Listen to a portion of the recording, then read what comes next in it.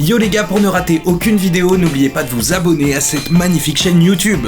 Ok, j'ai trouvé une vidéo flippante. Juste avant de vous la montrer, pour ceux qui savent pas, les voitures Tesla, elles sont équipées de capteurs tout autour de la voiture qui détectent s'il y a des piétons qui y traversent par exemple. Et bien regardez ce que ce mec a filmé dans sa Tesla devant un cimetière.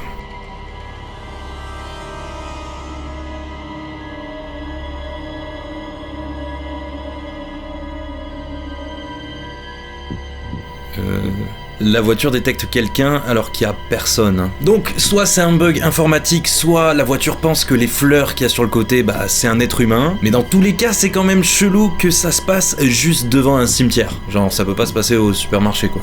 Vous en pensez quoi, vous? Après 157 échecs, il réussit son code de la route. Un Anglais vient de réussir à avoir son code de la route au bout de la 158e tentative. D'après l'article, il aurait dépensé 3300 € au total, parce que à chaque fois que tu rates le code, tu dois repayer pour le repasser. Il se classe donc premier dans le classement des gens qui ont le plus raté le code, juste avant une femme qui en est à sa 117e tentative, mais qui l'a toujours pas eu. Et en troisième position, on a une femme de 48 ans qui a réussi son code à la 94e tentative. Du coup, tu peux envoyer cette vidéo à ton pote qui est en train de passer le code et lui dire que faut persévérer. Et dans le pire des cas, il a sa place dans ce magnifique classement. Mais il faut faire mieux que 94 quand même, hein. Faut y aller. Il braque une banque sans armes, mais avec le Covid. Lui, c'est un génie, les gars. Et vous savez ce qu'il a fait? Il y a quelques jours, Victor, c'est son nom, il a décidé d'aller braquer une banque. Chacun ses occupations. Sauf que Victor, il a pas d'armes, mais il a un atout, il a le Covid. Il est donc rentré dans la banque en hurlant qu'il avait le Covid et que si les banquiers lui donnaient pas direct de l'argent, il allait tousser sur tout le monde. Mais malheureusement pour Victor, ça n'a pas très bien marché, parce que les employés avaient absolument pas peur. Ils ont juste appelé les flics, et Victor est parti en courant sans rien. Et bien entendu, les flics l'ont retrouvé puis l'ont arrêté. Personnellement, moi ça me rend triste. Regardez, il a l'air tout mignon là. Il était à ça de réussir son braquage, le mec. La vie des fois c'est vraiment pas cool. Hein. Il se fait tatouer des lunettes sur le visage. Ok, quelle est la pire chose à faire en soirée? Se faire un tatouage. Ouais. Ce mec il s'est réveillé un lendemain de soirée avec une magnifique paire de lunettes tatouées sur le visage. Et est-ce que vous savez combien de temps il l'a gardé? Parce que ouais, un tatouage ça s'efface pas. 2 ans. Il l'a gardé 2 ans avant de se le faire enlever avec un laser. Aujourd'hui, il a presque plus aucune trace, mais dites-vous que ce mec, il a une femme et des enfants. Tu t'imagines aller au resto avec ton daron et il a ça tatoué sur le visage?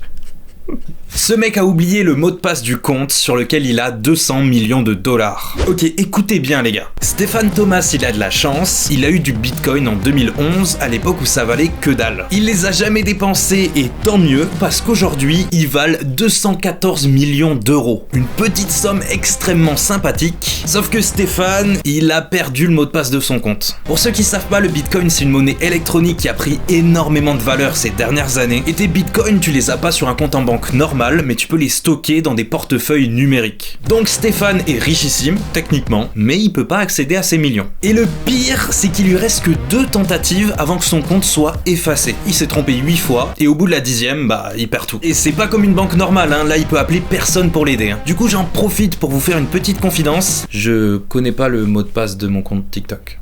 Voilà. Il frappe son père car les escalopes sont trop cuites. Je vous promets que c'est vrai les gars. La semaine dernière à Firth, perso j'ai jamais entendu parler de cette ville, un mec de 29 ans s'est fait condamner à 9 mois de prison ferme parce qu'il a tapé son daron parce qu'il avait fait des escalopes trop cuites. Voilà. Je sais que vous doutez et que vous me croyez pas, mais je vous laisse chercher sur Google les gars, je vous jure que c'est vrai. Je sais que la vérité est dure à avaler. Comme les escalopes, visiblement. Il joue les numéros du code barre de sa sauce piquante et gagne 13 millions au loto. En Isère, il y a un mec qui a joué au loto une seule fois en 2020 et il a gagné 13 millions. Plutôt rentable. En fait, il raconte qu'il savait pas quel numéro jouer et il était dans sa cuisine, alors il a regardé autour de lui et il s'est dit tiens, je vais jouer les numéros du code barre de ma sauce piquante.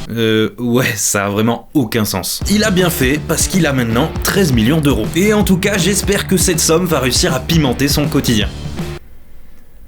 J'enlèverai cette vanne au montage.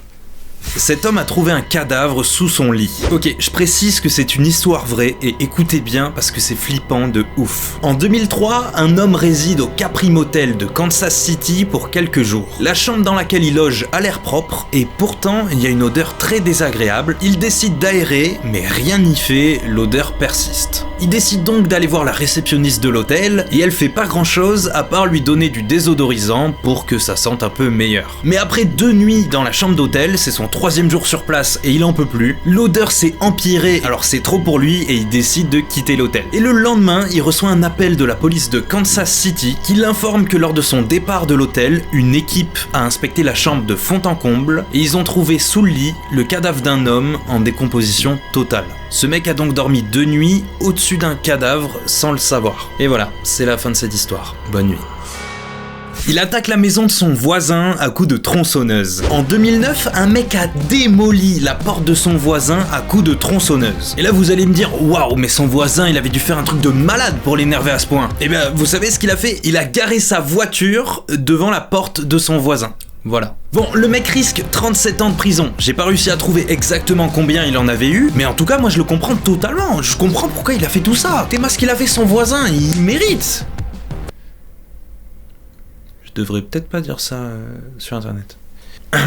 Ok, donc dans un article, ils disent qu'ils ont retrouvé une motte de beurre dans un marais qui aurait plus de 2000 ans et qui serait comestible. Mais attends gros, la motte de beurre elle ressemble à ça. Il est marron frère, tu vas me faire croire que c'est comestible? Regarde la gueule de la dame, ça se voit, elle a peur de le toucher avec sa main. Et toi tu veux que je le mange? Ah non, je suis désolé mais c'est mort hein.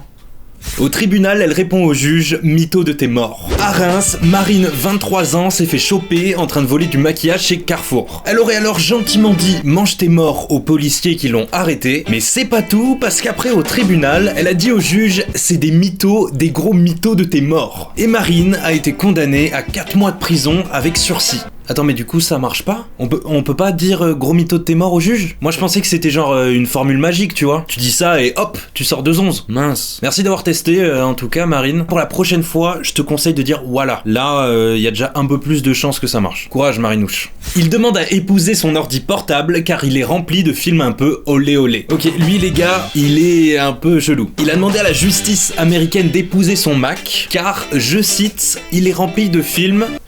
Bon, je peux pas le dire, mais t'as compris. Et la justice américaine a dit non. Ah bah tiens, c'est bizarre ça. Du coup, il a pété un câble et il a fait appel et il a rédigé une motion de 50 pages pour les convaincre. Malheureusement, ça n'a pas marché. Ah mais donc, aux États-Unis, on n'a pas le droit d'épouser des ordis qui contiennent des films un peu olé olé? Eh vas-y, les États-Unis, mauvais bail, hein. Faut pas aller là-bas. Hein. Une entreprise veut vous payer 400 € pour regarder Netflix en mangeant des pizzas. Ok, là je crois que j'ai trouvé un job de rêve, les amis. L'entreprise Bonus Finder a posté une annonce sur leur site et ils recrutent actuellement des gens qui comptent payer 400 € pour leur travail. Et le travail, ça serait quoi? Eh bah, écoutez bien. Regardez plusieurs séries Netflix et une fois que c'est fait, il faut juger l'histoire, le scénario, le jeu des acteurs, un peu tout, quoi. Et en plus, il faut donner son avis sur les pizzas commandées. Genre l'apparence, la texture, le goût, etc. En gros, ils proposent de te payer pour un truc que tu fais déjà gratuitement, quoi. Et j'ai une autre bonne nouvelle, le poste est ouvert en France, au Québec, en Belgique, enfin un peu partout. Donc potentiellement n'importe qui peut postuler. Je précise que je suis absolument pas payé pour parler de ça. Me remerciez pas, je sais que ça vous fait plaisir.